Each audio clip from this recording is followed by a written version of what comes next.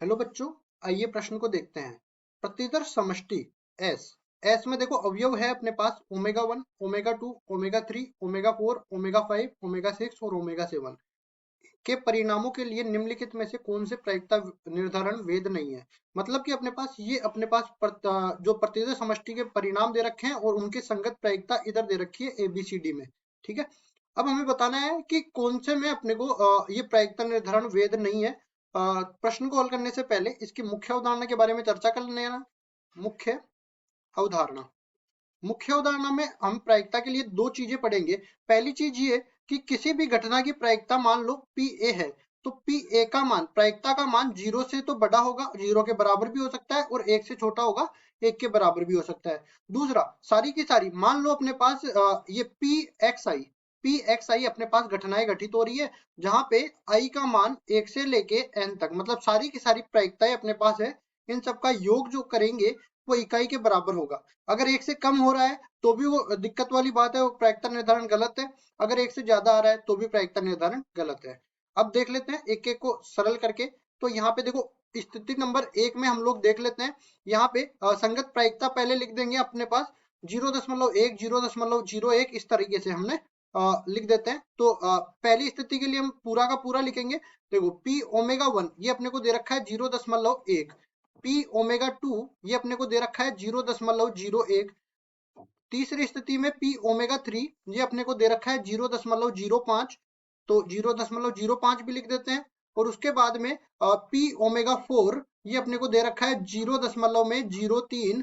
इसी तरह P omega 5 ये कितना दे रखा है, ये दे रखा है अपने को 0.01, तो 0.01 भी आ जाएगा। इसी तरह P ओमेगा 6 ये कितना दे रखा है 0.2, और ये 0.6, 0.2 आ गया। और P ओमेगा 7 जो है 0.6 आ गया। अब इन सबको योग करेंगे। देखिए कैसे बोलेंगे इसको, P ओमेगा I इन सबका योग सिग्मा I बराबर 1 से लेके 7 तक, सबका योग करेंगे तो 0.1 plus 0.01 plus 0.05 plus 0.03 plus 0.01 plus 0.2 plus 0.6, सबका योग करेंगे। देखो, 1 1 प्लस 2 3 हो जाएगा, 3 और 6 9 हो जाएगा। अब अगर ये अपने पास 0.1 हो जाए पूरे के पूरा योग, तो हम लोग कहेंगे कि पूरा मान जो है 1 के बराबर हो जाएगा। तो 1 और 5 6, 6 और 3 9 और 1 10, मतलब इन सबका योग करेंगे तो ये 0.1 के बराबर आ जाएगा, और सबका योग करेंगे तो ये 1 के बराबर आ जाएगा। मतलब प्रायिकता निर्धारण सही है। हम लोग लिखेंगे प्रायिकता निर्धारण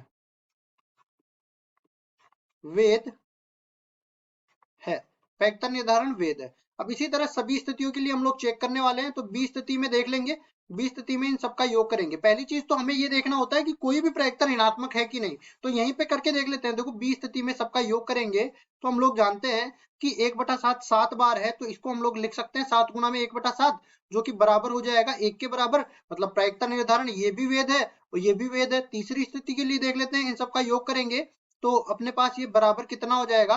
देखो, 1 और 2 3, 3 और 3 6, 6 और 4 10, 10 और 5 15, 15 और 6 15 और 6 21 हो जाएगा, 21 और 7 28 हो जाएगा। कुल मिला के अपने पास 2.8 आ गया, जो कि प्रायिकता निर्धारण वेद नहीं है। ठीक है, मतलब कि इनका योग जो है अपने पास 1 से ज्यादा आ गया, तो ये गलत हो जाएगा।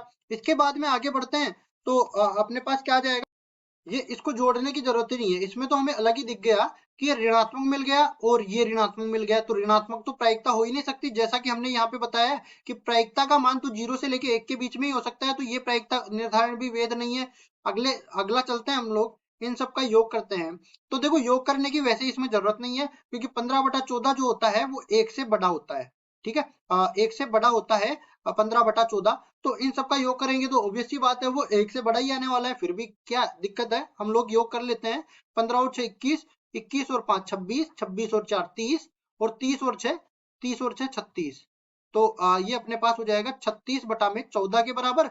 इसको आगे हम लोग सरल भी करने वाले हैं। 2 का भाग लग जाएगा, ऊपर 18 बच जाएगा, नीचे 7 बच जाएगा। ये कटेगा तो देख लेते हैं, 7 दूनी 14, और यहाँ पे 4 हासिल बच गया, 7 पंजे 35, और फिर 4 बच गया, सॉरी 5 बच गया, तो 5 में अपने पास 7 बार चला जाएगा, जो कि हम लोग देख सकते हैं कि 1 से बड़ा है, तो प्रायिकता निर्धारण वेद नहीं है। तो 3 स्थितियां अपने पास ऐसी प्राप्त हुई है जिनमें प्रायिकता निर्धारण वेद नहीं है, बाकी 2 स्थितियों में प्रायिकता निर्धारण वेद है।